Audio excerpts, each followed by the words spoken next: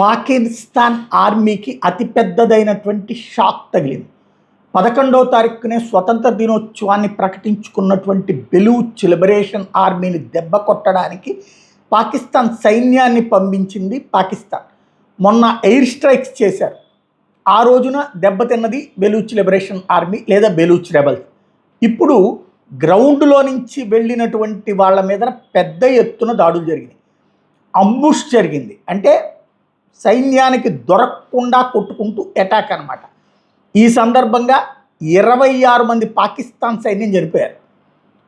అదే సందర్భంలో బెలూచిస్తాన్కి సంబంధించినటువంటి సైన్యం కొంతమందిని నిర్బంధించింది అన్నటువంటిది మరొకటి.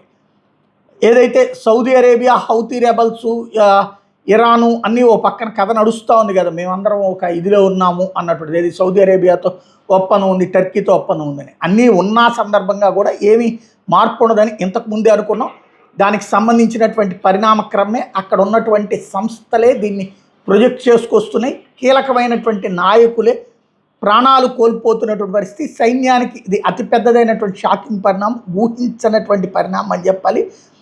ఎవరైతే బెలూచ్ రెబల్స్ అంతు చూస్తామని ప్రకటించినటువంటి పాకిస్తాన్ సైన్యమే ప్రాణాలు కోల్పోయింది.